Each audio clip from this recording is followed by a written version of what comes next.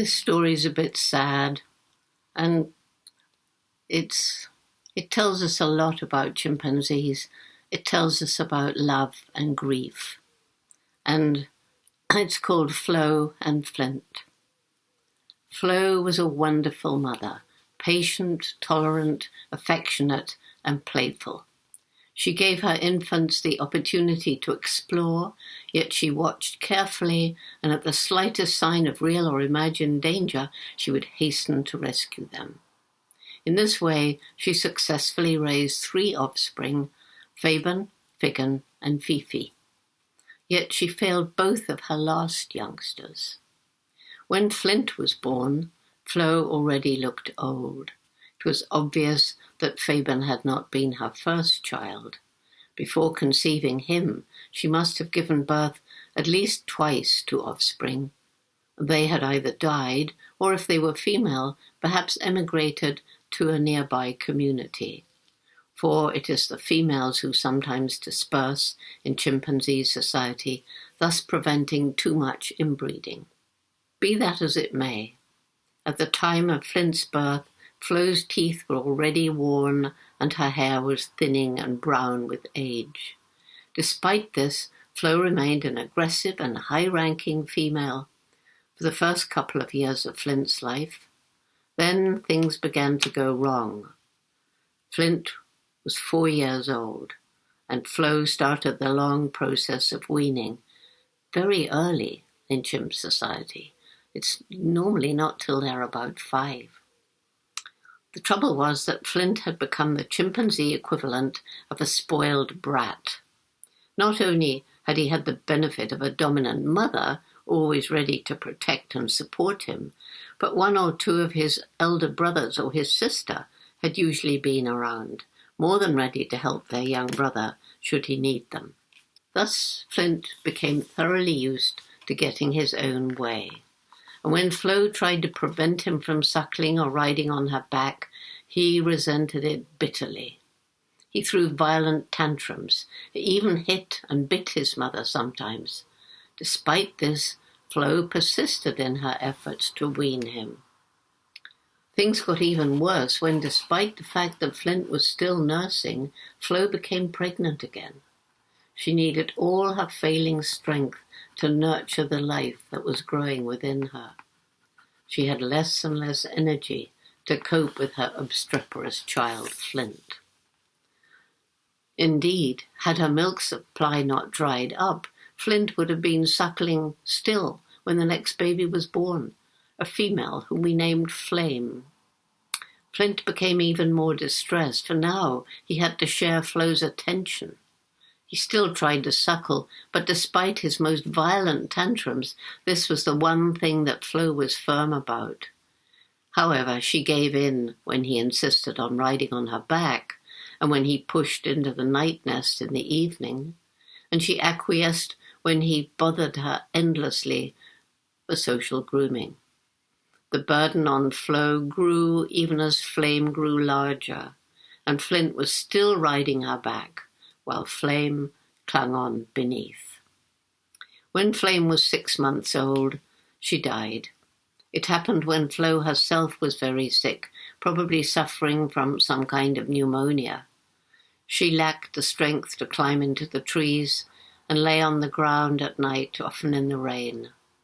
When we found her, Flame had disappeared, and we never knew what happened to her. Probably she died of the same disease as her mother, and bush pigs took away her little body. Flo, to our amazement, recovered, and now, with Flame out of the way, Flint regained his former joie de vivre. But despite his loss of depression, he remained abnormally dependent on his old mother. He continued to sleep with her at night, and he stopped riding on her back only when she became so frail that her legs buckled under her when he climbed aboard. There were times when I felt like shaking Flint because of the way he treated Flo. If she stopped to rest, he pestered her until she agreed to groom him. If he was ready to move on before his now ancient mother, he would sometimes push her from behind, whimpering like an infant. And because of him, she had to construct each night a larger nest than otherwise would have been necessary for herself alone. But then I realized that without Flint, Flo would have had a very lonely old age. For as she became ever more frail, she spent less and less time with the other chimps. She needed Flint for company. If they came to a fork in the trail and she went one way and he another, it was just as likely that she would give in and follow him as vice versa. Even daughter Fifi, her close companion until this time, abandoned her mother now, for Fifi had given birth herself, and she had to travel further afield to find enough food for herself and her new infant. One day we found Flo's body lying at the edge of one of the fast-flowing streams. Flint was sitting on the bank, gazing down at her. Every so often he clambered down and peered at her closely. Sometimes he pulled at her dead hand, as though begging her to wake up and groom him. Then, disconsolate, he climbed up and sat, huddled and miserable, looking down at his lifeless mother. That night he climbed slowly into a nearby tree and into a nest that a few nights before he had shared with Flo. I climbed the steep hillside until I could look down and see him where he lay in the nest. As darkness fell, he was still staring, his eyes wide open, towards the sad place in the stream. Flint gradually became more and more depressed. At first he spent a few days with his brother Figan, but suddenly he left the group and raced back to where he'd left his mother. She was gone by then. The bush pigs make short work of dead animals, so we'd taken her body for burial. Flint didn't search for her. He resumed his huddled posture, sitting near the stream where she had died. Nothing seemed to bring him out of his depression. By the time Fifi finally returned from a journey to the north, Flint had become sick. In his state of deep depression, his immune system was probably so weakened that he had little resistance to infection.